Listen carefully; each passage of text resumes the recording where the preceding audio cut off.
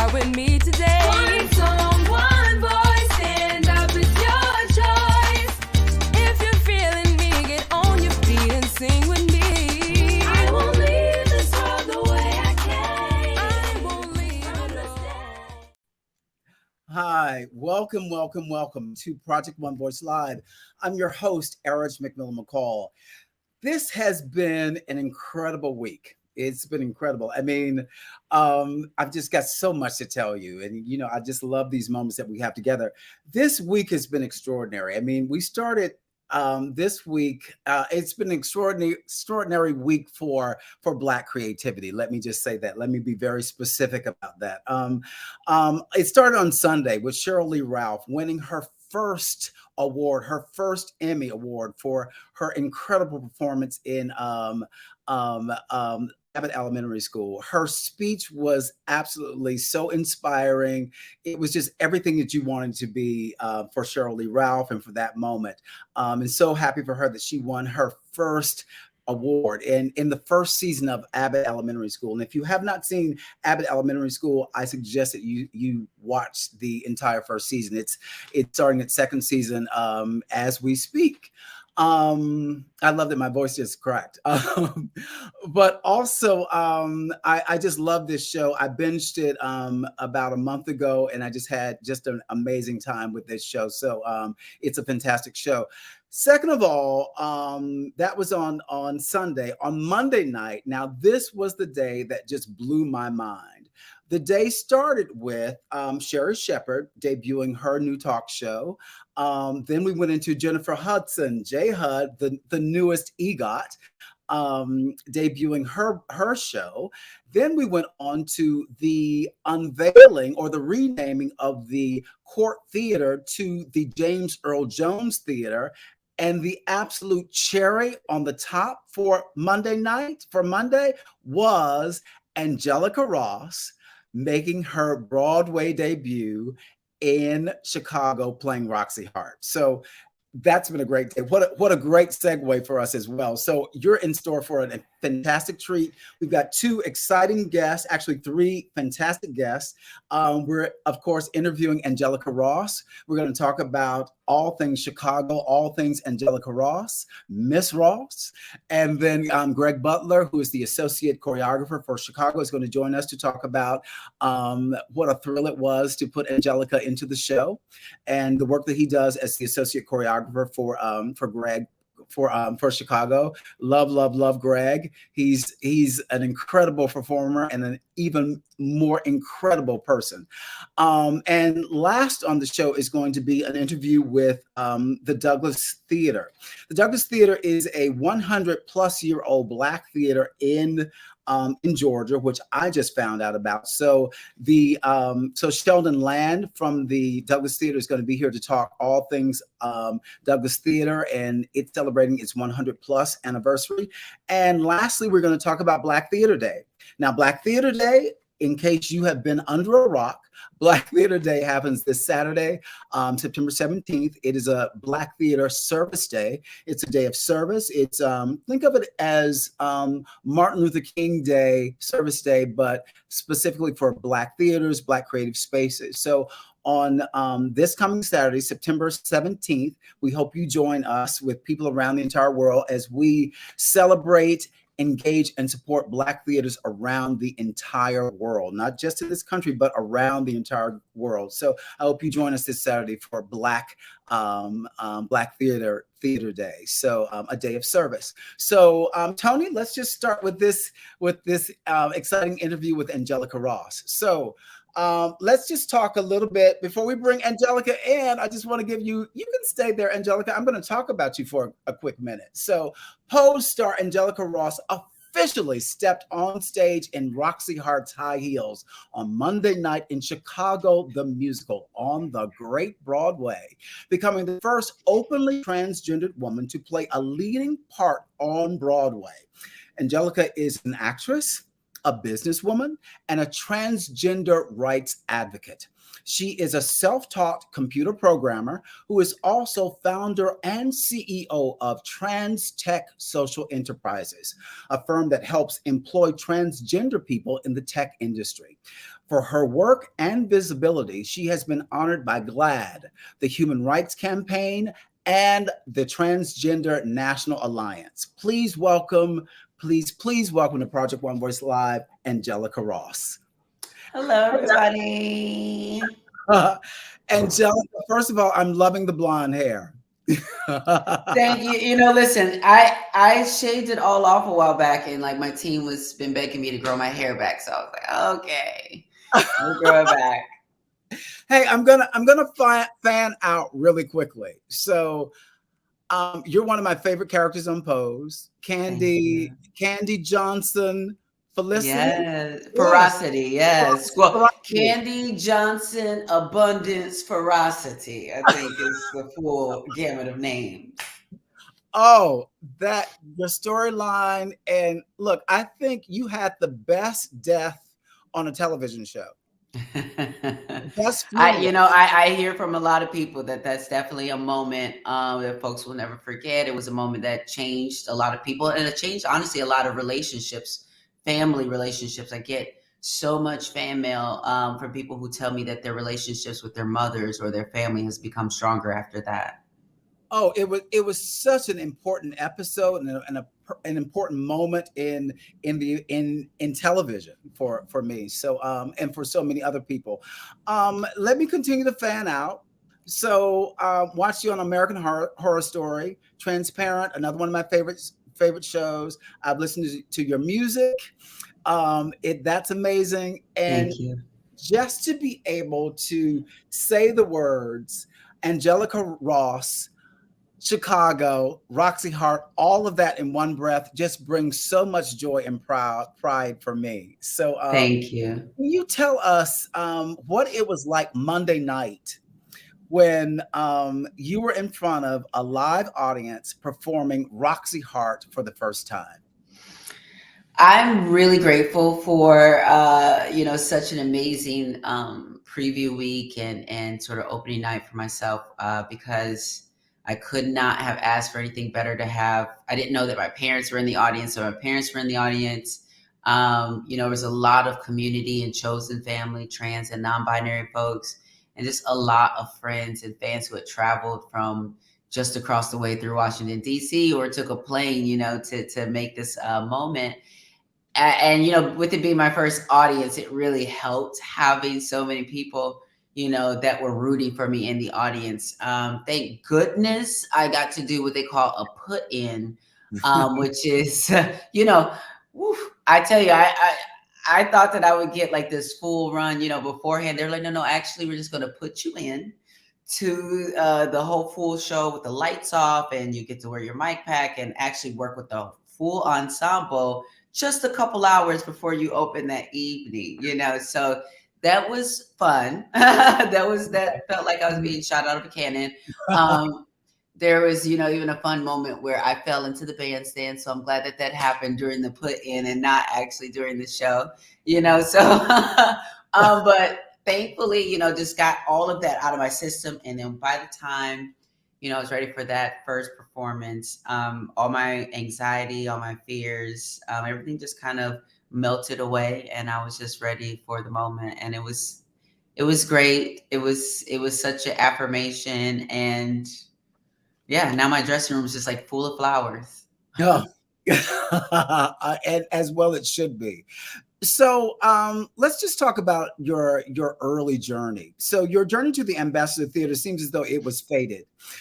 You started as a youngster who loved musical theater in Racine, Wisconsin. Tell us, what was it like growing up in Racine, and when was your first introduction to the musical theater? Yeah, I think I've been introduced at a very, very young age.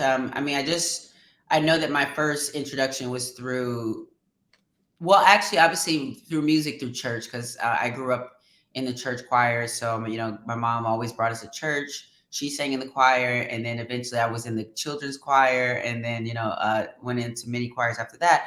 But it was first grade, doing the musicals that come along with being in school. And, I think that as queer and trans kids, when we're coming up, it's so hard to find where you belong, especially in school where, sometimes other kids can be the worst. Yeah.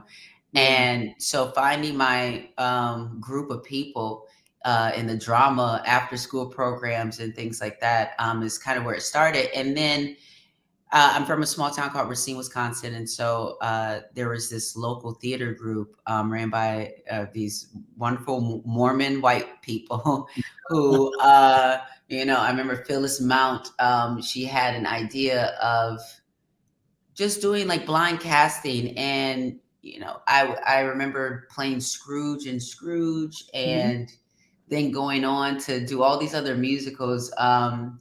And she also cast me as Teen Angel in Grease. And then I again eventually discovered that their whole inspiration behind casting me in that role was seeing Billy Porter play that Yeah. role. And so it's just like this full circle moment. But just at being one of those kids that, growing up in me and my family, we've healed through a whole bunch of things. But, I didn't like being at home, in after school. I would think I ran away from home like a couple times when I was younger. So when it came to after school programmings, those are the things that kind of saved my life, because it gave me just another space to feel seen in before I went home.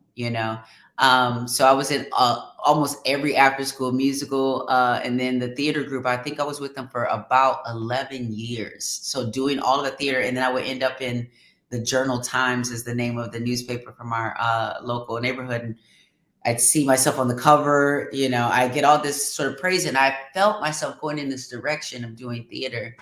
And then, just life happens, and you realize that you're going to have even more challenges that are associated with just who you are. Yeah. So I went on a little bit of a detour, but I made my way back.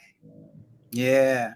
It's so interesting to chat with you about finding that place of acceptance. I'm turning 60 next year, and for Come the on, Black Don't Cry. well, thank you.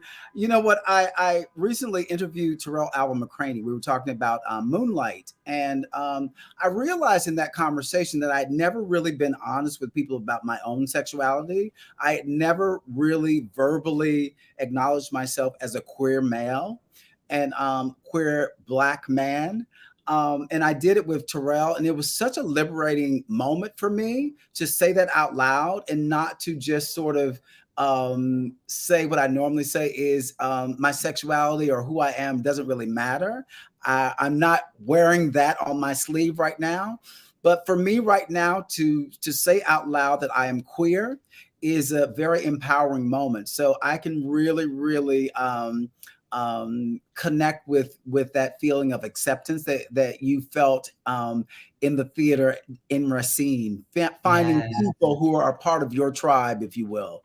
So yeah, one of the things I found really interesting about what you just mentioned, you mentioned that you played Teen Angel. And that casting was definitely inspired by Billy Porter playing that role on Broadway. And I just find it so interesting how your paths continue to cross and connect. So you go from this youngster in Racine to co-starring with him in Pose. What was that like for you? It was like a full circle moment, I would imagine. but it's also like it was a full circle moment, but it was also a moment where you really learn your history and see it like sort of just matter, come alive in real ways, because um, for so often people say, just representation matters, but there's just many times I didn't really know about the representation that was out there. Now that we have more social media and platforms of sharing the things and the stories that come out, we can now know about these things. But even when I remember seeing Billy in the Get Down, I just didn't even I didn't even realize that was Billy because it was just such a different role, you know. Yes. And I thought he did absolutely amazing in that as well. Um, but it really reminds me about sometimes a lot of the work that is being done that we just often don't know because we don't have the same platforms sharing our journeys and stories and the work that we have all done sort of to lead up to this moment. But it's just so I'm so proud of Billy. Just seeing him go on and do all the things that he's doing, and yeah, it just continues to inspire me. Yeah, he's an amazing man, you know? Hmm. It's really, really Hmm. amazing. Can you tell me how did this whole idea about Chicago come to be? I mean, who initiated the audition or this path to Chicago on Broadway? I got a phone call out of the blue, from my agent, and he was just like, "So we got a call out of the blue today," and he was just like, "The Chicago musical on Broadway is interested in you being in the musical," and I was like, "Oh, really?" I was like, "As Roxie Hart," and they were just like, yeah, they're like, yes. And, you know, basically they told me, look, they're interested. It's just really about whether you feel like it's something that you want to do, that you can do. They'll hook you up with Greg Butler to do some initial, like a choreography test sort of situation to see how long it might take to get me ready for something like this. And then also doing a session with Eric Vitro, who's like a vocal coach to the stars, and I did one session with each of them, and that very weekend, pretty much I got the call back and was just like, okay, yeah, they want to move forward. Wow, wow. So Yeah. just overnight, you get the call, you have a little check-in to see what works and what doesn't work, and bam, you got Hmm. wow. Absolutely. That's pretty amazing. Yeah. So each night you share the stage opposite Brandon Victor Dixon. I'm correct? Yes. Yep. And Amber Faye Wright. Yes. Yeah, they are two extraordinary performers. Was there any nerves in doing this with these two Broadway veterans? I mean, yeah, it's a little bit. There's a little bit of nerves. You know, I was just really excited that, especially also with Charity, in the role of Mama Morton. We're talking about some powerhouse voices Mhm. and just actors. And for me, just even like when I was with Billy on Pose, I love a good tennis match. Ah, And so for me, it's all about when you have a great partner and partners that you're working with, it only makes your game stronger. yeah. So I love the fact that these are such brilliant, strong performers. It makes it fun, and it also pushes me to bring more out of myself. So I was a little nervous just over in general, just Mhm. doing this. But deep inside, I knew that I was ready. I knew that this was something that my whole life has been leading up to. Yeah, isn't that great? Look, I love that analogy of the tennis match. I mean, what I was visualizing was Serena Williams. You know, Oh, yes, you know what I'm saying? Like, because yes, if you can at least hit the ball back from Serena, if you can at least hit it back, you yes, doing pretty good. You know what I mean? yes, yes, yes, yes. Now, let me ask you: did you know anything about Chicago, the musical, going into this? What did you know about Chicago? Yes, so I had seen a lot of Broadway production, but I had seen a production like a long time ago. But it wasn't really until uh, the the movie Mm, that it's so funny because I all these things kind of date us sometimes, but like, I won't say, I don't know what year that was. I don't know how old I was. I just know that that was a time, and I was younger, and I just became obsessed with the movie. Especially, Catherine Zeta Jones and Renee Zellweger and mm, Richard Gere, and Queen Latifah taking on the role as well. It just was so visually rich to me, but also brought back the elements of the stage. So it wasn't like completely just a movie rendition, but there was these like stage elements to it as well. And I honestly don't know how or why I was so obsessed. I don't know exactly what, I don't know if it was just the visuals, if it was the music, if it was all of it, but something truly captured me with that musical. And I've seen it, I mean, hundreds of times. I've actually have the DVD, so have like the actual, now we stream things mostly these days, but like have the DVD and it's like with a pen on my vision board, for just doing all the things. So to have this full circle moment and be Roxie Hart, especially in a role that traditionally, you see white women take on, but then to have women like Brandy, come into that spot, Mhm. Michelle Williams and others, um, and even again like Erica Jane, who has called me and given me pointers on taking the role and things like that. It really solidified for me that this role is made even more rich by the different women who take it on. Yeah. I think missing all those different women, it just makes me want to ask you this about the character of Roxie Hart. I mean, what are the things about Roxie Hart that remind you of yourself? And what are the things that are things in Roxie Hart that you wish, attributes that you wish you had, or things about Roxie that you don't think are attributes that you have, or either of those would work for me.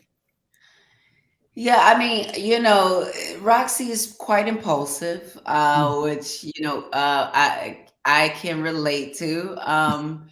Maybe not as impulsive to murder, but very very impulsive. And She's very murderous. yeah, and I do relate with a lot of moments throughout the musical.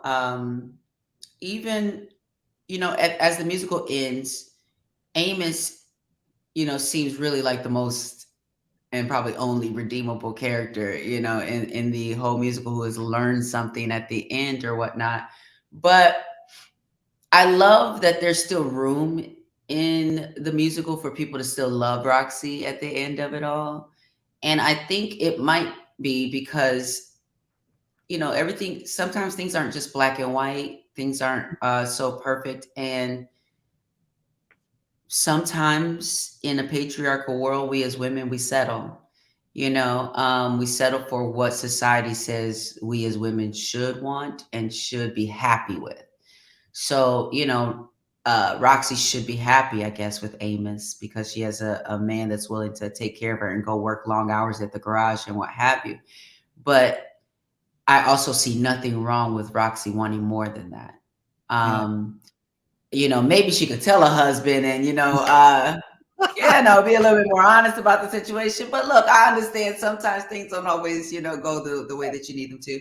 So, I definitely play Roxy with no judgment. And I really allow myself to be as naive at sometimes, narcissistic, and just me focused, Yeah. which, sometimes as a star, you need to be. But also those moments of vulnerability to have that thought at some point that maybe this is as good as it gets. Yeah. And maybe that dream that I had of being a singer or an actor, maybe that opportunity has passed me by.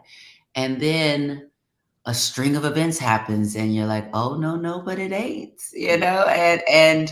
and I feel like for myself as someone who has grown up singing in all these gospel choirs and school choirs, chorale, jazz choir, and all this musical theater, and then transitioning and being faced with survival sex work, being faced with housing insecurities, underemployment, just all of these different challenges. There was a point in my life where I thought, okay, the struggle is what it's just going to be. Mhm. And I just need to do my best at that. And through that process, a lot of things happen, but basically, the general tone of it is that I got better at being able to respond to the challenges in my life and to the challenges in front of me. Um, yeah, I totally went on a tangent and forgot your question. I'm so Oh no, no, I was just asking.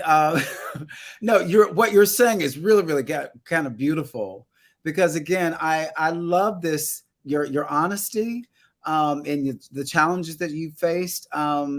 It's just really beautiful. So the question you answered beautifully. So good. just I love this transition that you've given me. Let's talk a little bit more about the work that you do in the community, your nonprofit. What prompted you to start this nonprofit that literally puts transgendered men and women into the computer workforce?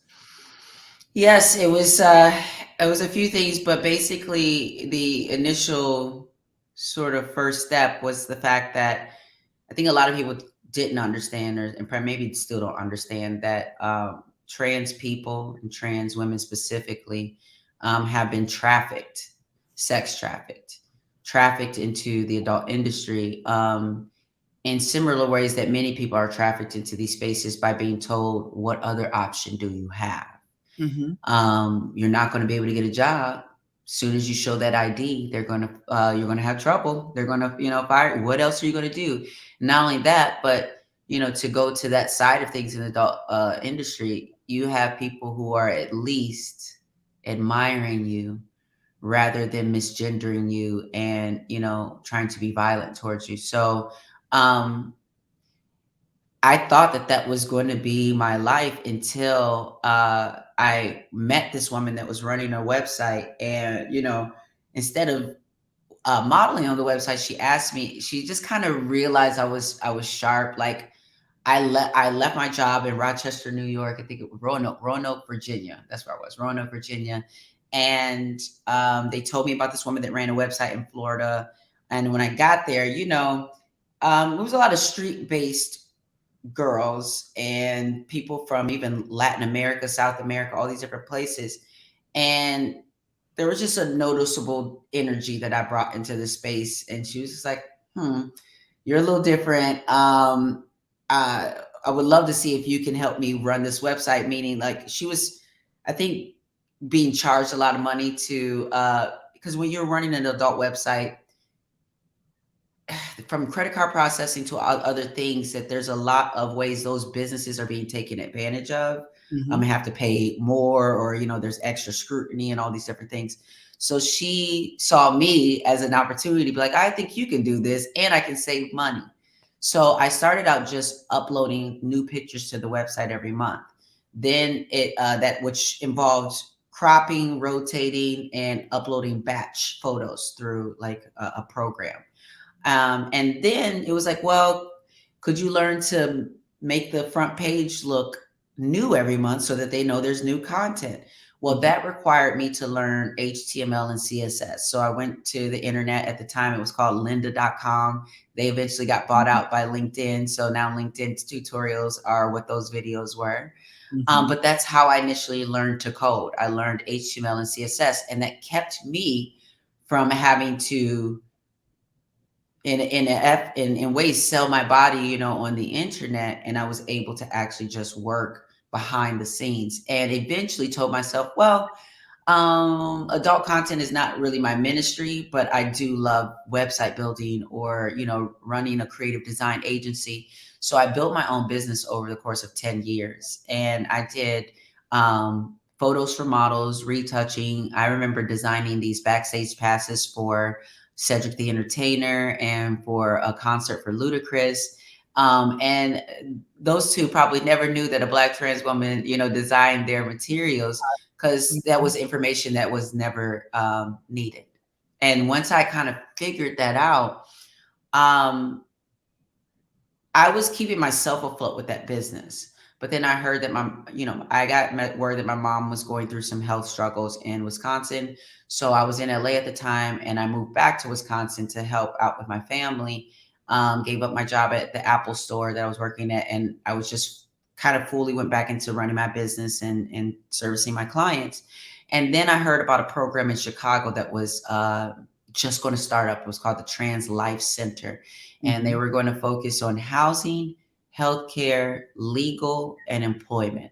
And so I was hired to develop the arm of the employment coaching, and realized that because I did not have the degrees, the LCSW, clinical license psychologist designations, and other things that were typically needed for the position, there wasn't a lot of confidence in me.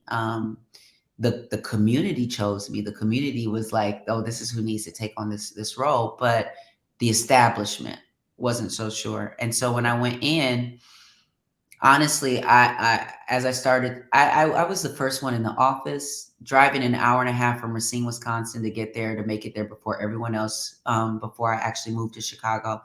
And I started to realize just how mediocre, um, sometimes spaces are that keep other people out. And I was like, "Oh, so this is what y'all doing?" So I kind of came in and just started outshining the situation, not just by servicing my people in a way that they did not have the heart to do. And so I then brought to the table saying, I think that we should teach. I want to teach computer skills. I want to start teaching everything from typing to graphic design and other things. And the CEO at the time came to me and they were just like, listen, I think this is over the heads of the people we are serving. And so I then quit, and I told them, and it was a lot of things that led up to that. It was a lot of undervaluing trans people, and also using us to get grant dollars, but not using all of those dollars towards our Mhm. programs. So I quit. I did not have any kind of lifeboat tied. I kind of just I went on food stamps. I immediately went into building this company, and something in the depths of my soul just kind of said, this is going to be an opportunity for you to show by example to your community how to reset the value, how to not just accept the outer valuation of your life and what you have to contribute, but for you to truly set your own value and um, command more. And it's really through an honest conversation with yourself about what you can actually do and the things that you can't do, and learning how to fill in that gap, how to get what you need in order to be um, qualified. Yeah. You know what's interesting in what you just told me, the previous question that I asked you that you didn't feel as though you answered that well, you really answered it in this moment, because again, I think one of the things that I loved about Roxie Hart is her tenacity, the ability to overcome these situations that for most people would be these enormous hurdles, but she always finds a way to overcome them. And there's a great quote that August Wilson said that you reminded me of, is why do we always look to people who don't do right by us to do right by us? You feel me? Yeah. Yes. Yes. And I think in your story, what I'm hearing is you found everything that you were looking for in here. It was Hmm. already there. Hmm. It goes back to that line in Chicago, which is sort of the crux of the whole play. Things are not always what they appear to be. Absolutely. So if you take things just on face value, you never get to delve beyond and understand what the true person is and what they can truly bring to the table. So that's been the wonderful thing about having this conversation with you, and the reason why I've been so excited about it, because um, we rarely get to really talk about communities that are marginalized within marginalized communities. So as a black man, I'm marginalized, but as a black queer man, I'm even further marginalized. So once you keep adding these layers, you find that you're almost being pushed further and further down. So for me, you hit that bottom and you spring right back up. Yeah. Yeah, especially it's a rejection of a narrative that's being Mhm. placed on you, and it's really me saying, actually, no, let me show you what I'm really about. Yeah. And that's Roxie Hart. That's Roxie Hmm. Hart right there. Yes. Look, let's bring a dear friend into this conversation, Greg Butler, who is the associate choreographer for Chicago. A dear friend. He's going to be coming into this room very, very soon. And Angelica, I don't know if I had a chance to tell you this, but I have a history with Chicago. I did Chicago on the road and on Broadway. My journey with Chicago is about roughly about 20 years, so I know a little bit Wow. about Chicago and the Who'd show. you play, Velma? I really I played. Let me tell you this: I played Velma in a few benefits Oh, because wow. yeah, I played Velma, and an actual cisgendered woman played Roxy. So That's yes, I have played amazing. Velma. But I played ensemble, and I also played who did I play? I understudied Billy Flynn, opened a few cities. So yeah. So yeah, Amazing. love this show. Love this show. We're still waiting on Greg to come on, and when he comes, we'll continue to talk. Hey, there he Hey, is. Greg. Hey. Hey, Hey. Miss Ross. Hi. Oh my God, this is the first time we've spoken to each other. Actually, we've been texting, but we I haven't know. spoken. Yes. I'm so Thank you so proud of much you, again. honey. Yes. I'm so proud of you. I'm so proud of So, you.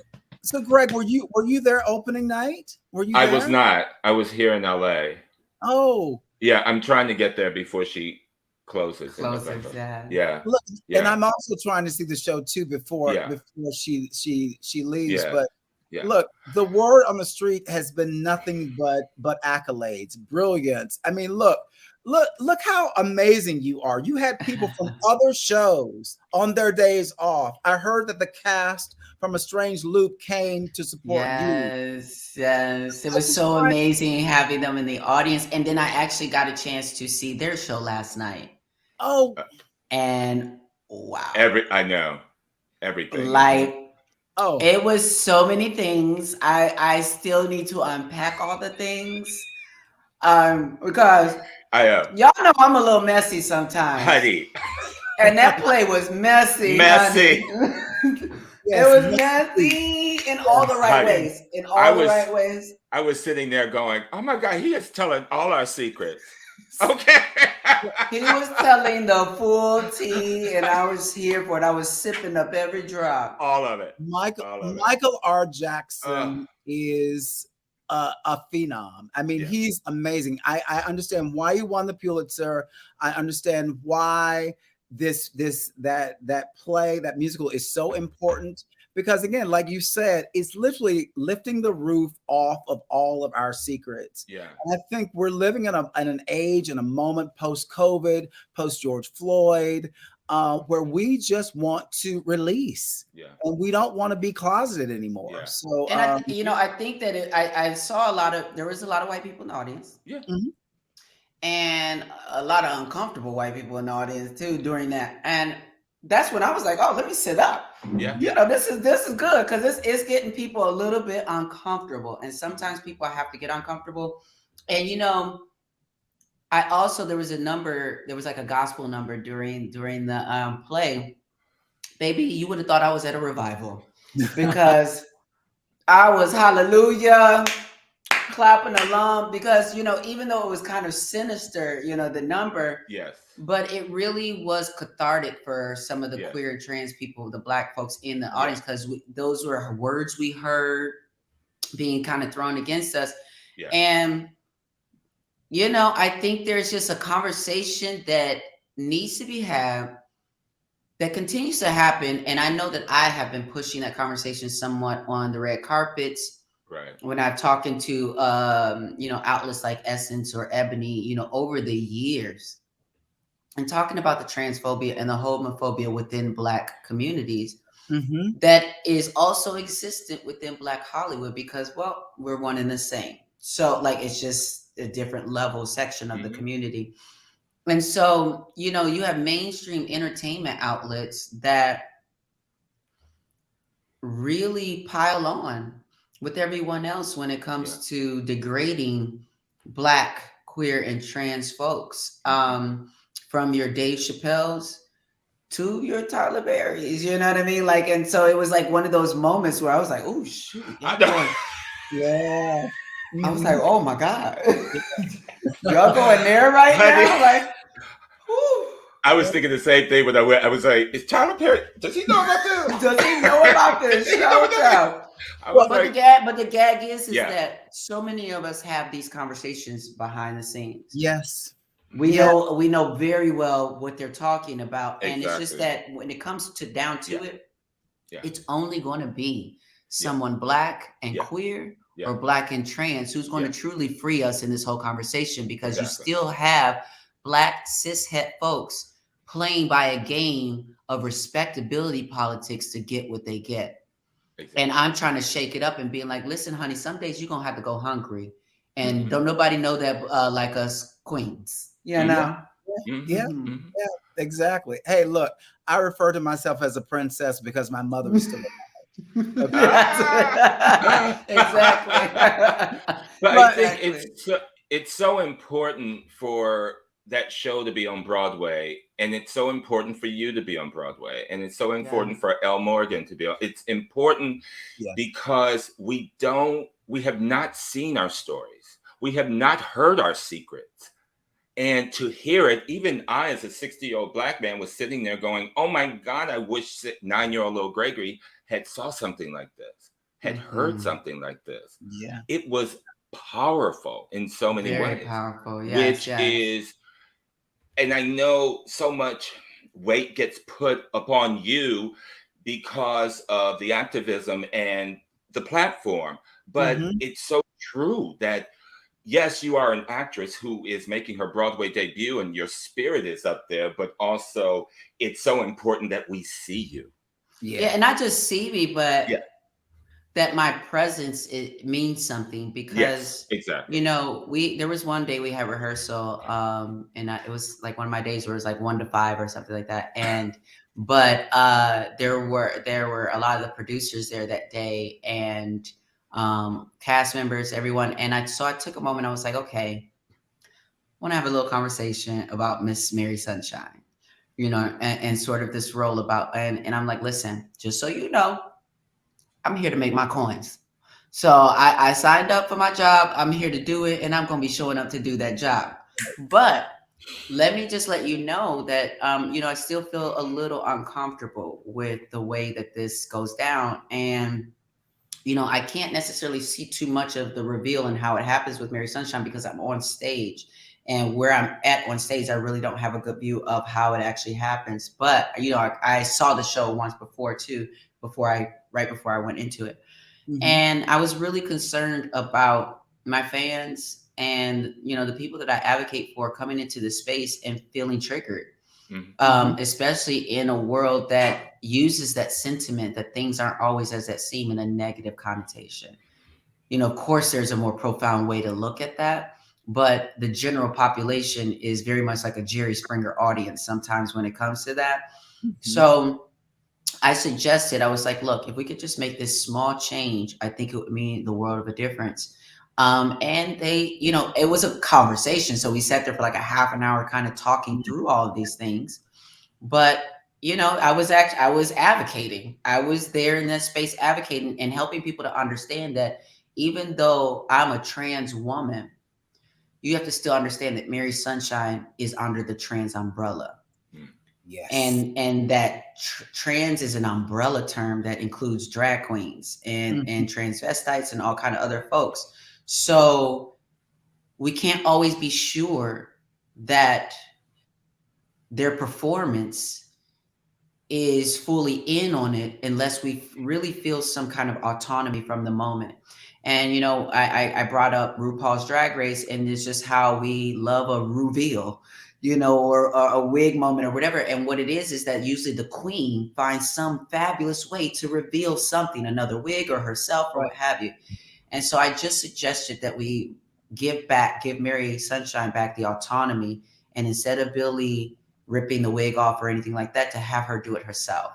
And and we made that small change, and I saw everyone in the audience just celebrating and laughing, just having a good time at that moment versus feeling conflicted about it. And I think the fact that a show that's been running for 25 years was willing to listen to this Black trans woman and make those adjustments, it shows that we're in a space that's ready for the progress. Yeah. Yeah. I would. Right. I'm sorry. Go I ahead. just want to say, Chicago for 25 years, and I've been with the show for 25 years. I have watched Ann Rankin, who choreographed the show, and Walter Bobby and Fran and Barry be open around race and gender in this show. Yes. I know Walter, when we reopened the show, Walter wanted to change a lot of things. And he actually had a discussion around Mary's reveal. And this is what's so powerful to me, is that you were placed in the show at the right time in order to open it up so that the change could be made. Absolutely. And I spoke to Walter the other day because I heard that this has happened. I said, oh my God, this is amazing. And he was like, she brought so much understanding and light to me that I knew that this change had to happen. Yeah. Wow. So powerful, so powerful. Yeah. It's kind of like what we were saying earlier, Angelica. Sometimes, when you add us or things that are not part of the normal scheme of things to the mix, it allows you to look at things from a different perspective and a renewed perspective that gives you insight that allows you to move forward. You feel me? And I think absolutely. I think in this moment, what you did, again, by bringing you to this mix and to this moment, it allowed them to question. Yeah. And in a way that was great. I mean, which is what happened when the revival happened at Encores. When it premiered in the 70s, it played opposite a chorus line and didn't win anything. No one even knew about Chicago. But then when you do it in the late 90s, 96. During that time when all of this, the paparazzi, all these things, the OJ trial, again, we were able to digest this show from a completely different perspective. Yeah. And 25 plus years, you bring a trans woman into this mix and you change everything. Right. Yeah. I'm hoping that, I can continue to change Broadway because, I've got my eyes set on another role, now that I've got my beak wet a little bit with all of this. And I really am feeling a deep, deep call to want to play Elphaba in Wicked. And it's really too because I'm such a fan of the book. Yeah. And the book has so much more information Yes. that people do not understand and know, and they don't know that Elphaba was born intersex. Yes. And they leave that out of the story, but it does come back in this. The essence of it comes back through her being green and becoming an advocate to animals who can speak and want to be educated and treated with humanity. But there's this layer that was there from the beginning, that we could make a thing, or we don't have to. And even with me just being in the role, it adds that layer there. But I think that sometimes we should not be afraid of telling full stories and not leaving out pieces. And like you were saying before, this is a moment for you where you've just been able to identify as queer and just, say those things out loud and what have you. The things I've learned from people like Janet Mock and, some of her previous books, one thing I learned from her is how to not leave pieces of myself behind. Not leaving, when I walk into rooms, not having to feel like I got to leave the blackest parts of myself outside the room, or when I go into a room that I got to leave the yes girl, yes queen, I got to leave that part of myself outside the room. Yeah. But finally being in a space where I can bring all of myself and all of my story and all of my experiences to bear to a role, because that's what's laying in the really these layers with Roxie Right. is just my experiences as a Black trans woman, Right. having to navigate the very similar environments that she's been navigating. Yeah. Right. It becomes a completely different story once we add you, Angelica. I'm not going to say a trans woman. I'm saying once we add you, Angelica, because Yes. again, you change everything because of your advocacy, because of all that, your entire story from Kenosha all the way to Broadway. You're bringing all that. So I'm loving that Kenosha and Racine. They're like, I'm on the paper back at home. I'm already. People are sending me messages like, "Oh, Racine." Putting it on the map. Yeah. Greg, tell us what was it like putting Angelica into the show? What was it like teaching her the Fosse movement? What was that like? It was horrible. She didn't take anything in. She resisted me and everything. You know, I did stop Greg a lot because I was so concerned with like making sure that I got everything right. It was like we would go through something. Okay, so wait, let's go back and let's like fine tune that. And he was really, really great with my process. You know, ever since, well, even before Annie passed away, but since Annie has passed away, you know, part of my mission as being associate choreographer is to fulfill the mission that she had, which is the joy is in the work. It's spreading everything that Annie gave to me that I get to now pass on to every actor, whether it be Roxie Hart or an ensemble member, or Billy Flynn, or even when I'm teaching workshops. And the beautiful thing about Angelica, because you will come up against some actors who don't necessarily want all the information. It's just not how they work. And then you get an Angelica Ross who was like, feed me, give me more. What? Bob did what? Gwen what? Annie what? What did she say? What does this mean? It is heaven, because then I get to not only pass on these iconic steps, this choreography, but I also get to pass on the jewels that have been so freely given to me by Annie, by Gwen, by Cheetah, by BB, by Joel. I mean, the lineage of this show is crazy. So when I see Angelica, I see Gwen Verdon. You know, I'm going back to the original.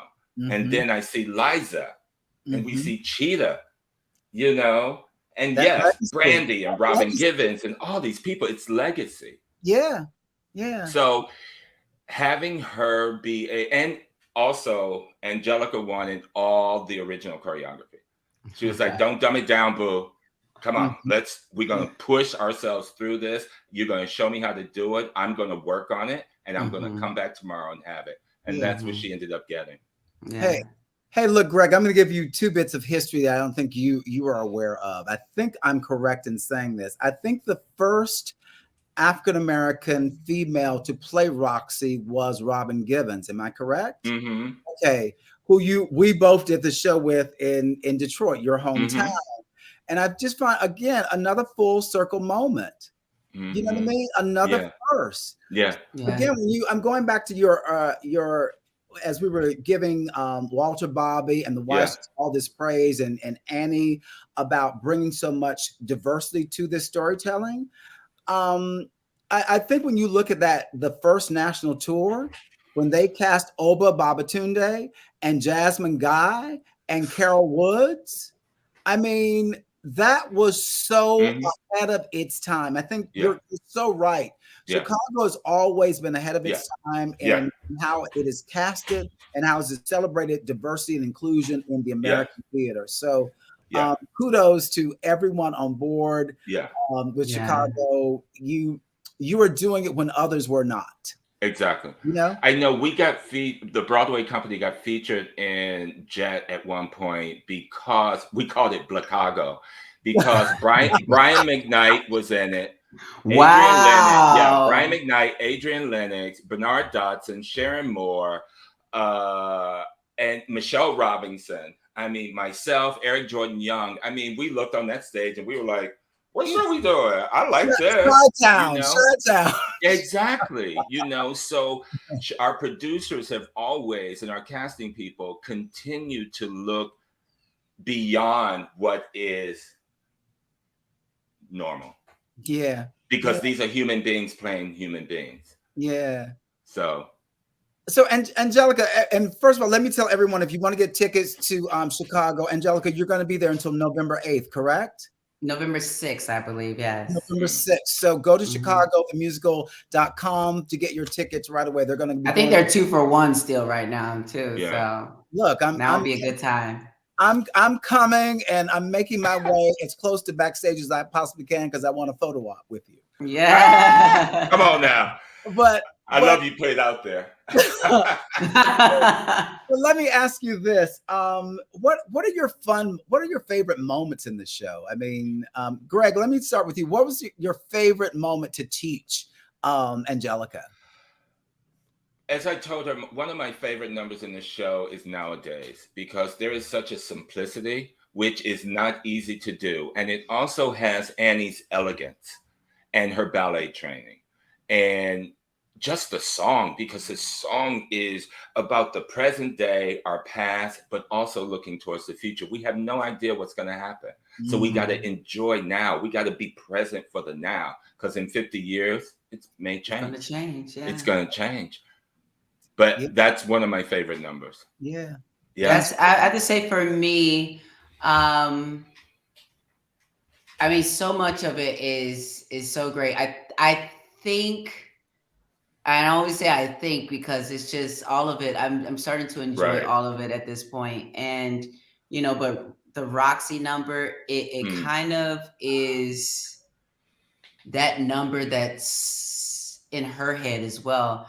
It puts her center of her own story, and through the choreography, I get to feel that and have the boys, as the boys are surrounding me and all the things, and seeing my name up in lights and just kind of going through this whole imaginary process. As an actor, there's so many different colors to play in that. And, so with Greg, a lot of the time I was focusing on the steps. I was focusing on making sure I had the marks. Then once I knew that I had the marks, then I was able to start letting go and starting to play and starting to bring all these different moment by moment influences into the performance. But I will say that vocally, me and my own best friend is like my favorite, kind of to sing, and doing that with Amra. Actually, even just acting with Amra. I remember when I first started working with them, because it was like literally just right before we were going to start going on the stage. And it was a scene where I'm praying in the jail, and she's like, "Get out of my seat." She's in my seat. And I was like, "Could I ask you something?" And she goes, "What?" And the way she said "what" had stopped me. I had to actually come out the scene for a second, because I was like, "Okay." I had to remember that we was acting, because I was like, "That was Wait. I'm like, okay. Wait a minute. But Amra is just a legend, and the energy that she brings, it was like facing Candy Ferocity, and so I was just like, okay, so I can bring this too. All right, we got this. So it was great, not only to play with her. There's something so similar. We were like kindred spirits working together, and it's just something so similar working with her. So that when the tables turn, and then Roxie's kind of like being a little bit more of a bitch, to her, it's just fun. It's so fun. I can't wait to work with Charity. I haven't worked with Charity. She's been out for the first couple performances. So hopefully she'll be coming back soon. But it's. And again, the best part too for me is also the audience, because for a while that main character was missing for me, and it was just really this week that I got to feel how it feels to have the laughter and the applause and the silence. And that's what I've been craving for so long. I can't wait to get back to theater, so that not just for the applause, but for the silence. I don't know if anyone else enjoys it as much as I do, but like I stand on that stage and the silence before I say gone, it's all gone. Like in nowadays, and I'm literally, I want to say Monday night, even the other night, Tuesday night, the last night that I did it, I definitely got overly emotional in those moments. But I was able to, it was right for the moment. So I was able to ride the wave of that. And you can't do that if people are distracted or talking or doing, all the different things. So, when you have the audience, when you can hear a pin drop and they're just waiting, what are you going to do now? What is Roxie going to do now? Yeah.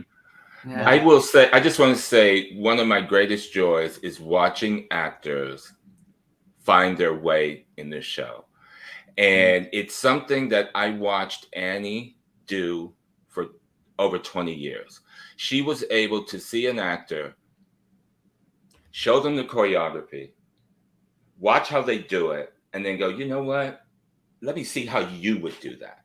And she would bring out their specific talents for what she has created. And it's something that Mr. Fosse did.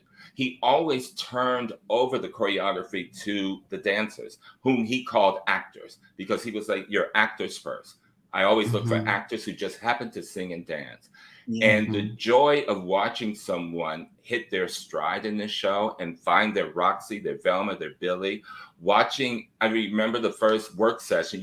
It's not an audition, it was a work session because they wanted her. We were just trying to see the path that we had to go. So, and they were like, whatever you're going to do, you're going to do it greatly. And I was like, that's right. But watching her from that moment be so open to this experience and to learning this choreography, this vocabulary, which is not easy to do. Fosse's vocabulary. That isolation, you were killing me with that isolation. And Greg was like, okay, just move your top of your body. And I'm like, he's like, no, honey. Just the chest. Fosse looks so easy. It's so simple, but yet so exhausting. You know what I mean? It is. Every part of your being has to be engaged. It is. And it is. Oh, this is, guys, I could talk to you all day. This has been such a. But I got a show to do. Yes. I know. We've already talked. We were supposed to talk for 20 minutes, and we've talked almost an hour. So I'm gonna two things I want to do with you to close this out. I wanted to tell people about how they get tickets to Chicago and how long you're going to be there. But the final thing is this coming Saturday is Black Theater Day. It's Black Theater Service Day.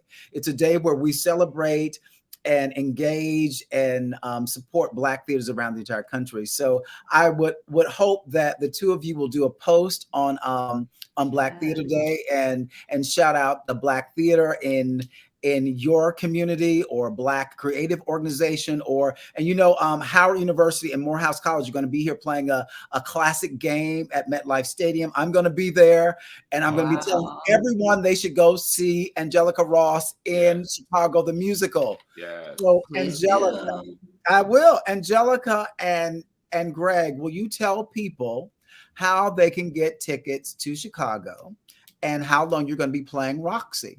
And anything else you'd like to share with our viewing audience? Well, I would say, look, if social media is where everybody kind of goes to. If you follow at Chicago Musical on Twitter or on Instagram, you will always find a quick link to find tickets. I think tickets are still going on 2 for $1. There's never a bad time to see the Chicago show. I'm even doing the matinees, honey. So like we're doing all 8 shows a week. And then I want to say in October, I believe as well, Chicago is partnering with my nonprofit Trans Tech and having like a community day and being able to, GLAAD and HRC and Lesbians Who Tech and a couple organizations are coming through to make sure that trans and non-binary people get to experience this historic moment. But also not just trans and binary people, but, oftentimes the greater LGBT community doesn't always see, you know, their relationship when we're talking about trans-specific things or whatever, but we're still a community together. And so just as we celebrate all of our other milestones, this is a moment for all of us to celebrate as well. Yeah. Look, I want to be there that night because, you know, Yeah. I've been doing a lot of advocacy in the LGBTQ plus community. We're working with this fantastic organization in the Bronx. I don't know if you know Destination Tomorrow. I do. Yes. Dominique used to work with them as well. Yeah, we're doing some great works. I live in the Bronx, so and they also have another Destination Tomorrow in Atlanta. I was just in Atlanta this past a couple of weeks ago, but again, I just think that I'd love to be there because again, how can I amplify? How can I give agency to your voices? How can we use this platform? How can we create that inclusive world that we all have envisioned and we want to see, which creates that better future? So yes, it'll be a whole talk back and like it'll be a whole kind of thing for folks to experience. I'm hoping to also get some of the crew involved because some of the conversations that we're going to have are around just the fact that we're talking about Broadway, we're talking about me acting in this historical moment, but there are lights and there is sound and there are so many technical aspects to a show. And so when I say tech, I don't just mean coding. Angelica, you are speaking my speak because I say to people a lot of times, we're talking about diversity, equity, and inclusion. We're only talking about a specific group of people. I always say that most of the time we're talking about able-bodied, cisgendered human beings. The deaf and signing community never comes in this conversation. You never the disabled, you know, the every letter in LGBTQ, our cultural backgrounds, none of that ever comes into the equation. So I think if we're really going to be inclusive, we have to look beyond. And I think by casting you and so many other trans men and women in roles in front of the camera and behind, on stage and behind the scenes, that's the world that we want to see. That's the world that we've all envisioned. We're not asking everyone to get along. We're asking everyone for an opportunity and a chance to do what we do. Yeah, exactly. Exactly. So, I don't want to, Greg, or do you have any parting words or anything that you'd like to say to the audience? I just want to say this one thing. Recently, I got to hear Andre DeShields talk about theater and talk about Black theater and this change that we're going through right now since we have reopened. And he said, is there transition happening on Broadway? Yes. Is there change happening on Broadway? Yes. But the question remains, is there transformation happening on Broadway? And that's where we have to lay into. And I think what Angelica is doing with Trans Tech is transforming. And we also have to, it's going to be transforming for the trans community, but I think also for Broadway, and it's what Broadway needs to do. Absolutely. You know, it's transform. And it may not happen in our lifetime. What we are doing now is for our children's children, so that they can wake up and see a different Broadway, a different TV film and all that. Greg, transformation. You better speak, because again, what you're doing right now is going to take effect at a time that we won't even be around to see. Exactly. So, and we're going to make it so much easier for them, but then they're going to have additional challenges on top of that. So we're saying, I'm just saying, listen, name some building or street or something after me when I'm gone. Come on. So that the people, you know, can remember their history. But that's it. Like, just give me a street or a building. Come on. Maybe a statue. Patty. I'm sorry, Angelica. I just called you Candy. I'm sorry, Angelica. There is an exhibition here in town called the Black is Beautiful exhibition at the New York Historical Society that I would love to invite you to. I'm working. As long as it's on a Wednesday. We'll make sure it's on a Wednesday. We'll make sure that you get a private tour. And also, I'm coming to see Chicago. Is there anything else I wanted to say? You know, I'm doing a series of conversations that we're calling Q to Q, which is queer to queer. And I'd love to chat with you about someone that you'd like to interview. and sit down with in your wildest dream. And what we'd like to do is arrange that for you, because again, I think having these kind of conversations with people who look like us, who act like us, who are us, is very empowering. So I thank you all for this conversation. You're such great talkers. I could talk for a while, but I gotta go on vocal rest. Okay, see, I be know you quiet. gotta go rest. So, I so love there you, you have Eric. it. There you have Thank it. you. Angelica Ross and Greg Butler from Chicago the Musical. Go get your tickets. She's there until November 6th. Go to chicagothemusical.org or on social media at Chicago the Musical. You can find out all things good about Chicago. So thank you both for being here, and thank you for your advocacy, both of you, because you've both been advocating for change, and you are the change. Look at this it's 3 Black people from the LGBTQ plus community having a conversation about Broadway, about the Great White Way. Exactly. Come on. That is change right there. So I thank you both. And I'm coming to see Chicago, and Angelica, I'm gonna get a picture. Okay. Yes, you will. Yes, you will. I'll make sure of it. I'll make sure of it. Thank you, Eric. You guys have a great Angelica, one. I love you. Love you too, Greg. Bye, baby. Thank you, guys. Bye-bye. Thank you, Greg. That was so incredible. Angelica Ross, Greg Butler, Chicago the Musical. I'm gonna go. They've got these 2-for-1 tickets.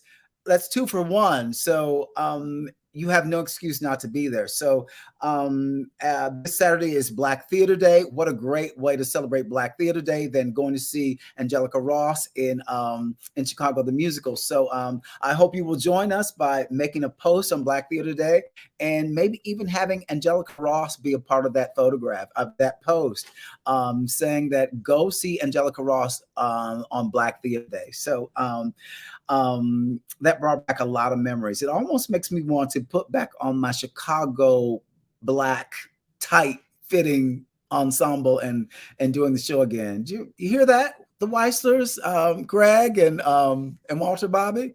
I'm thinking about coming back. I don't know, but we'll talk. Our next guest is Shelton Land. He is a part of this extraordinary Black theater called the Douglas Theater, which is celebrating, I think, its 102nd birthday. How we did not know that there was a Black theater in this country that was in existence for 102 years, I will never know. But Shelton's going to tell us why we should know about the Douglas Theater and why we should support it. So, Tony, could you bring in Shelton for us? Hey, Shelton, how are you? Hey, Eric, how are you doing today? I'm good. So this is Shelton Lamb, and he's with the Douglas Theater. Tell me, I mean, we met for the first time at the Atlanta Black Theater Festival just a couple of weeks ago. And I have to tell you, I was completely flabbergasted when you told me that you were with the Douglas Theater. First of all, it was Douglas with 2 S's. So, of course, I thought, was it named after Frederick Douglass? And then you corrected me. And then you told me that the theater had been in existence for 102 years. And I'm like going, where have I been?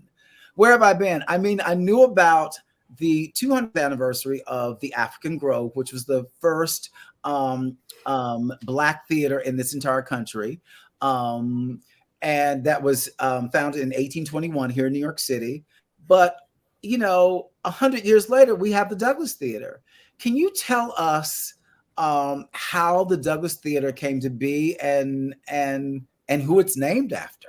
All right. Oh, absolutely. We love it when we get an opportunity to talk about the historic Douglas Theater. And it actually was a theater that was started in 1921 by Charles Henry Douglas. So he was the first African-American male millionaire here in Macon, Georgia. And, Macon is like about 79, roughly 80 miles right up the street from Atlanta. So, back in the day, it launched many of the careers of folk that, people, Otis Redding, James Brown, Little Richard, we have Ma Rainey, Bessie Smith. So it goes back. And it still stands today. So we celebrated our centennial in 2021. So actually next year in 2023, we'll be in our 102nd year, but this year is our 101st year. So it's a plethora of the vision that someone had in 1921, how it still stands today, and serving as a venue and a safe space for Black artists and Black creatives to share their stories, to perform, to feel safe, and not being, one of those little micro things, and just having opportunities. Yeah. So that is what the Douglas is Look, about. I'm completely blown away. Let me tell you why. Because again, 100 years earlier, the African Grove Theater was founded. Okay. Mm-hmm. And when we get into the 1920s, we're talking about, just only about maybe 60 years after the Emancipation Proclamation. Mm-hmm. We're also in a time of the Harlem Renaissance, Jim Crow era, all of that. all of this, and Mr. Douglas decides to start this theater. How can you tell me? You said he was a millionaire. Mm-hmm. How did he make his millions? Well, he started out fixing bikes, so that was what he did. He was, fixed bikes. He worked, and then he married Fanny. That was his wife. I can't remember her last. I can't recall off the top of my head, but I know her first name was Fanny, who worked at the bank. And so, me, as I theorized this thing in my brain, I'm like, okay, here's this Black woman working at a bank in 1921. So she's learning probably some of the processes. And here he is, a businessman, a serial entrepreneur is probably what we would call him in our day's time, as far as like doing bikes, handyman work, all of these things. So then when you combine the two, they became a superpower. So I think from what she's picking up, teaching him, so, learning how to invest and save his money and things like that. So that's my theory on how they got together. People tell the story. There's been books on the Douglas Theater and Charles Henry Douglas around the history. And, I say even with historians and people that try to tell the story, it's still to me all theory because they're not here with us telling us actually, how did he get this vision? How did he actually, what was the process? But I do know that it just wasn't like he was born a millionaire. Back in those times, you have to think 1921, Black man, Deep South, Macon, Georgia. But he worked his way in. It actually all started, he was taking his wife to a show at the Grand Opera House, which is a white theater venue that is still here in Macon today as well. And so I think they would not let them sit up in the balcony seating. And that is what served as the prompt for him to build his own theater for his wife and other Black artists who wanted to either enjoy or to perform, because there wasn't a lot of performance venues for Black artists back then as well. So all of these things put together, I think he birthed the beautiful, what we now call her, the Douglas Theater. Yeah. So let's talk more about that legacy. So we talked about all the really incredible people who came through the doors of the Douglas Theater, but it was part of a circuit, right? Correct? Yeah. It was the theater. Yeah, the theater association circuit. So that circuit was really it was the Theater Owners Booking Association. That is the name of it. That provided major vaudeville acts in the South, during the 1920s. And this was primarily for African-American entertainers. Yeah. Yeah. And again, this is history, that we don't know, because a lot of times this history is something that is sort of kept insular within ourselves, and we don't share. So I'm always about, once I find out something, I am going to tell the world. So again, for me, it's a moment of pride, just like finding out about Angelica Ross playing Roxie Hart on Broadway. It was a moment of pride, and I had to amplify it. That's what I do. Yes. Big mouthpiece. But I'm still just sort of fascinated by this. Why Macon? Was he from Macon? Yes, he was born and raised in Macon. So this is where Mr. Douglas was from. He's from Macon, Georgia, in the central Georgia area. Say that again for me. And correct me if I'm wrong. And let's put it into context for our audience.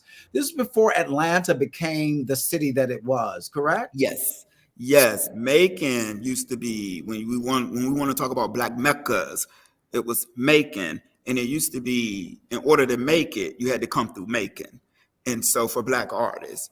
And so it was a launching pad for a lot of Black artists. And it wasn't just a theater they owned. Mr. Douglas was a prominent businessman. Like I said, he owned the hotel, barbershops. So he had like a whole, let's say a block of businesses.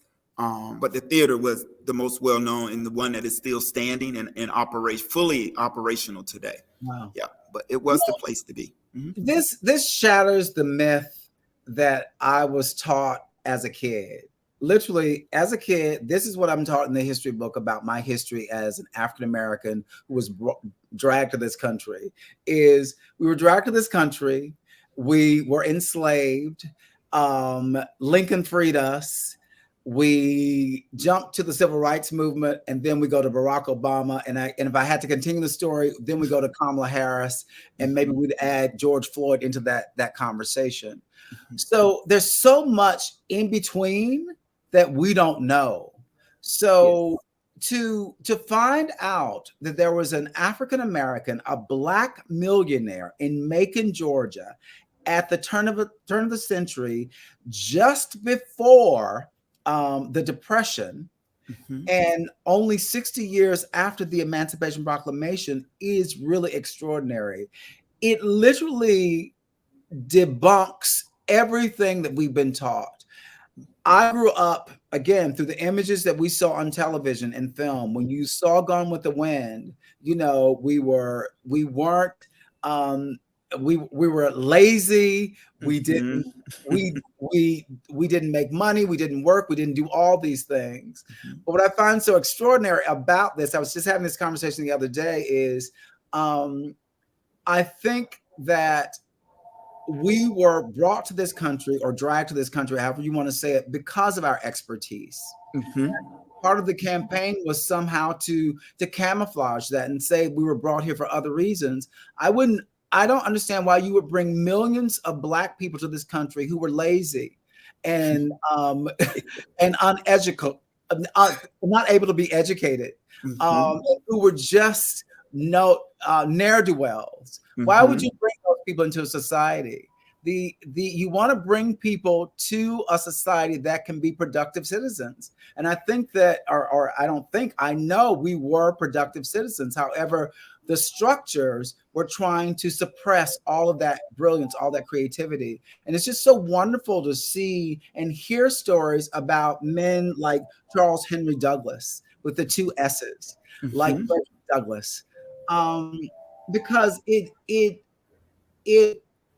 I think it validates what we all know inside, but society just does not celebrate that, which is the reason why I think for me it's so important that we find these moments like Black Theater Day to celebrate the brilliance of Black creativity, Black tenacity, Black endurance, as well as other historically marginalized groups as well. But my focus for this show and right now is on Black creativity.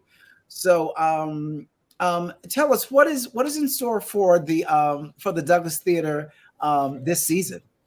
Oh, wow. We have a lot of lineup. We have a season every year, and it's important for us, as we said, and just backtracking, we just celebrated our 100 years. So now we're in our beyond. And so for us, what's important is that we continue to evolve with the times. We have our, this month, we're celebrating not only Black Theater Day, but Hispanic Heritage Month. Then we go into our Halloween Treats film series, because the theater was open as to show like a series of films. Films was heavy back then.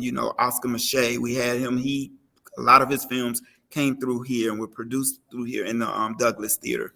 So just continue with our film series. We have our senior cinema days specifically for our seniors. And then as we continue to move forward, looking toward our next years, the season is coming to an end and catapulting to the next season. We have our Black History Month series, where we bring in a lot of artists. We do our Heritage Festival. We do our Sing Brother, Sing Sister, which is a cultural event. We have our Kwanzaa coming up in December. So we do a lot of things. And to your point, Eric, that is what the goal is to start to highlight this history, because we feel like every Black creative should know about the Douglas Theater and the opportunities. And again, we're providing that platform, and we want Black artists to come. We have an artist in residency program, and wanted to promote and to help to share the story. And even as Macon itself is about to celebrate its bicentennial next year in 2023, the Douglas has been a part of that history for over 100 and some years. When you think about that, the city of Macon itself. And so it's a plethora of history, and all of that. It's historically rich. The stories, the people that was lynched in front of the Douglas Theater. We're on the National Historic Places for Preservation. It's just a lot, and we do a lot for our seasons, and it's so much programming. And I always tell people, it's so much programming that it's like a menu in my head. And when people say, "Hey, name what the Douglas is doing," I say, "What month is it?" Help me with what month it is. Help me so I can help you. So we do a lot of things, but it's all about educational and arts programming and providing opportunities really for the Douglas. And again, our season is planned out. It's just, we have a lot of things going on by month. And then we have our external our external partners that come in as well and do their things here. Mm-hmm. Yeah. I am still,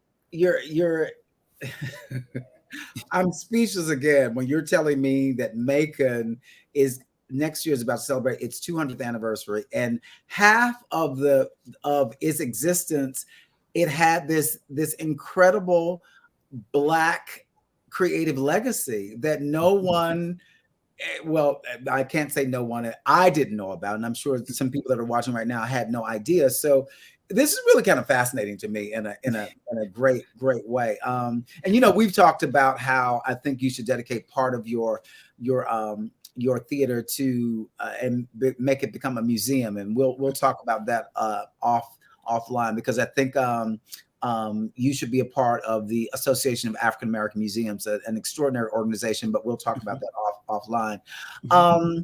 Can you tell us, how do people engage with and support the Douglas Theater? I mean, what are the phone numbers? What are the websites, the email addresses? How can we donate? How can we support? How can we be a part of the Douglas Theater on Black Theater Service Day on September 17th? Well, I ask people to please go on our Facebook page, our social media, Facebook, Instagram.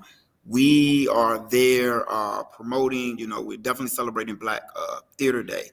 And they can go to our website, which is Douglas with 2 S's, theater.org. And, we're asking, hey, donate $1, $5, volunteer, be a part of some of our artistic committees. We have a huge HBCU Arts Series committee where we support the young African Americans that are graduating from high school to go to HBCUs. And we just gave out, we just started a scholarship this year, which we awarded $5,000 to a recipient, to a tenant who's planning to attend HBCU. And then we gave out a complimentary award of $1,000 to another African American female who's also going to a HBCU. So it's a lot of ways, and we ask people, these are the things how we preserve our legacy. But you can hit us up on Facebook. It's simply as it sounds, the Douglas Theater. That's our Facebook handle, the Douglas Theater. Our Instagram is the same way, at the Douglas Theater. And that's Douglas with 2 S's. And our website, Douglas with 2 S's, theater.org. Find us, Google us, we pop up instantly. So our search engine optimization is up. So we are really working. And on our end, I have to be transparent. We are working on our end to be more marketable and promoting more kind of like what we do. And, we are a Black-led organization. Yes. And that's some of the gaps that we're looking at, like how can we get more engaged, to engage people and to continue to share and highlight our story. So Eric, I'm gonna go back to what you said there, at the beginning of this interview with you and I. You said, well, my mouth is big and I'm just talking, but we love it. We love opportunities like this because we need people with mouths to continue to help us share our story of the theater, and just to say, hey, we do exist. And here's an opportunity because we want people to start looking at the Douglas and make us a place of destination for them and see how we can support. It's just reciprocity. It's a serve and return. I was backstage listening to the interview with Angelica Ross. I watch Pose all the time. Actually, I'm watching the reruns now. So I was like, what? I'm like, I'm backstage, what? you know, so I'm like, what? So yes, I'm just excited. But again, though, the Douglas, we are just excited again. You can hit us up and find out all the exciting things going on right at our website. It stays up to date, but definitely Facebook and whatever social media channel and handles. But we are here, and we are here to stay. We are in our beyond. We are in our beyond. You said something that really that I love and I say a lot is I think a lot of the work that we're doing at Project One Voice is we're trying to make Black theater or Black creative spaces destinations. We want people to know that when you're going to Atlanta or when you're going to Georgia, that there's more than Atlanta, that you should also go to the Douglas Theater and see what is going on in Macon. Also, Macon, again, I think I'm correct in saying this, is the home of Jessie Norman, correct? Was she not born? I think she was born in Macon, Georgia. I'm not sure, Nick. Cause see, I'm a Macon immigrant. I've been here for 12 years, so I'm originally from Virginia. So that is, I have to look into that. I think I may be right. I think you may be too, because I've heard the name. And if I'm not, I'm sure I'm going to get some phone calls from people, especially my friend, Ken Hansen, who knows everything opera and everybody. He corrects me when I say the wrong names or whatever. But Ken's going to let me know if I'm right about Jessie Norman. But I think I am.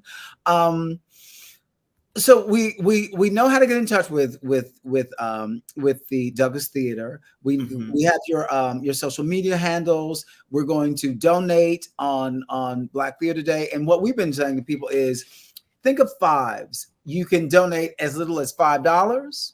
You can donate, volunteer for at least 5 hours, and you can tell at least 5 friends, 5 colleagues, or 5 family members about a Black creative space and encourage them to get involved. So tell me, I met you at the Atlanta Black Theater Festival. Yes. And which is founded by one of our dear friends, Tony Henson.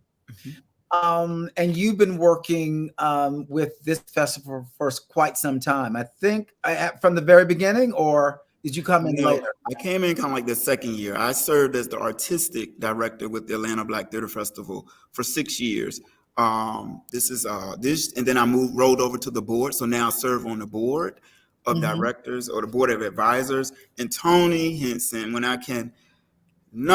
that's my sister from another mother. So she says I'm her brother from another mother. She's my sister from another mother. And the synergy that we had in the ABTF is another phenomenal platform, providing that platform for Black creators to come to share their story, because no one can tell your story like you can. So it's really taking back the narrative. How do we take back our narrative? And it's simple. We have to provide the platforms for people to share their stories the way that they want to share their stories, because no one can tell your story better than you. So that is, it seems to be the theme of this entire conversation, this entire hour and a half conversation that was supposed to be just an hour, but it's really about how are we seen and heard and respected? How do we have the opportunity to do what we do so well? And it's so encouraging, so inspiring to have a conversation where I begin with Angelica Ross, who is a trans woman, the first trans woman to play a lead role on Broadway.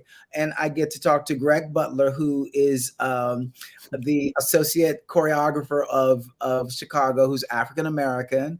And I'm speaking to you about the Douglas Theater that was founded by Charles Henry Douglas over 100 years ago in Macon, Georgia.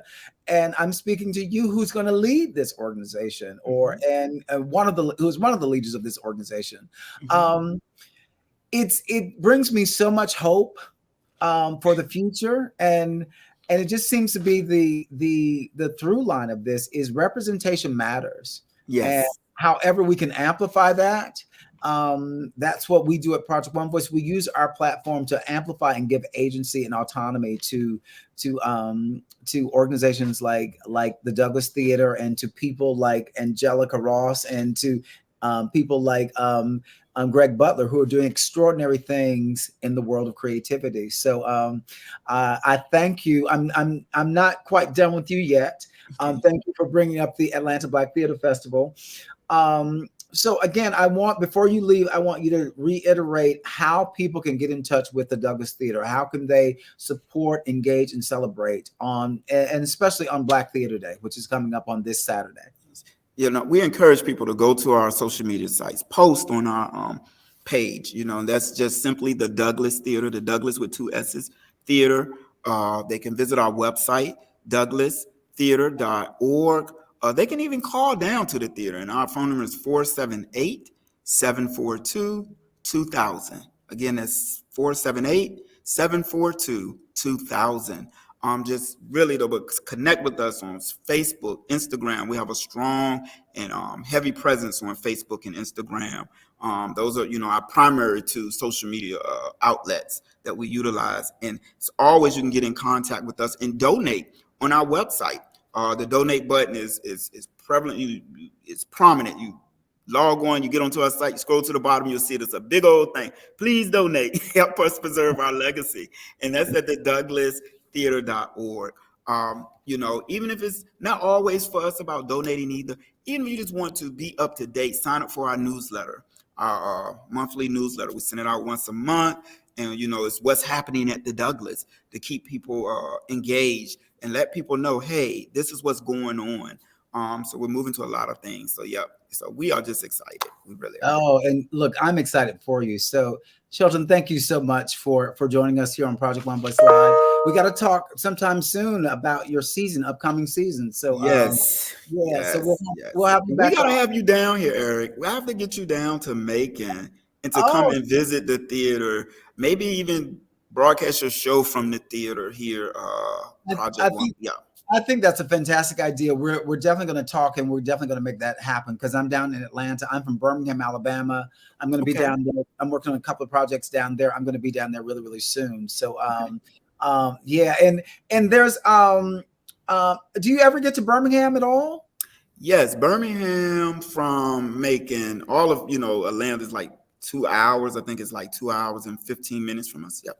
Yeah, I'm working on an exhibition, the Black is Beautiful exhibition, which is now at the New York Historical Society. Yes, I gave them a plug.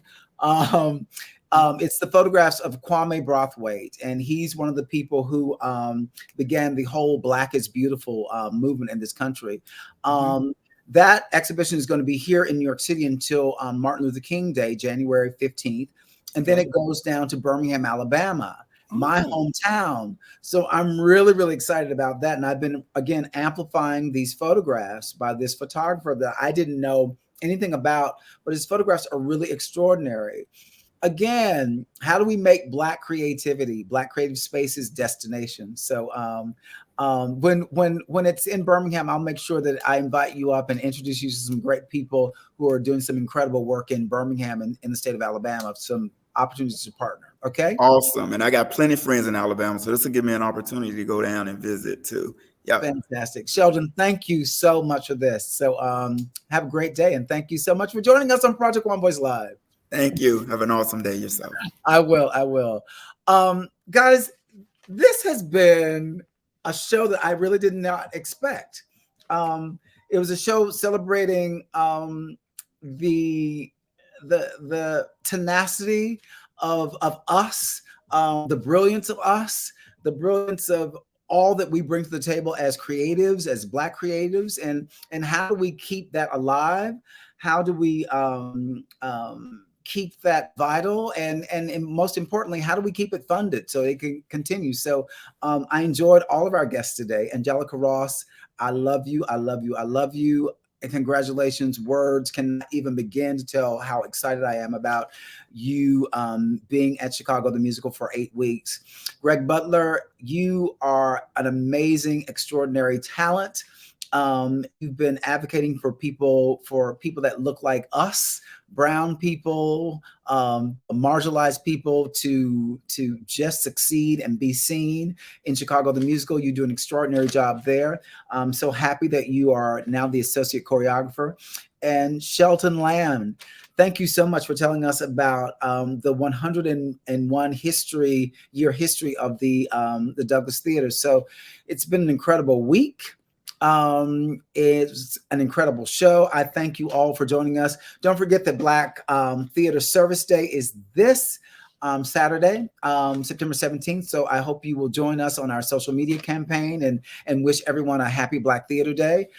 Please subscribe to our YouTube channel and like us on social media, on Facebook, on Twitter, on Instagram.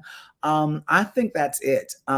We got another show coming up soon. I'm hoping it's going to be with some people who are starring in the piano lesson, maybe Top Dog Underdog, maybe Death of a Salesman, and hopefully oh gosh, A Raising the Sun is coming as well. So, and some other guests. And so anyway, so that's it for me, Erich McMillan McCall, your host of Project One Voice Live. Been a great day. Have a great, fantastic, loving day. And we'll see you next time for Project One Voice Live. Take us out, Tony. Have a good one. Bye-bye.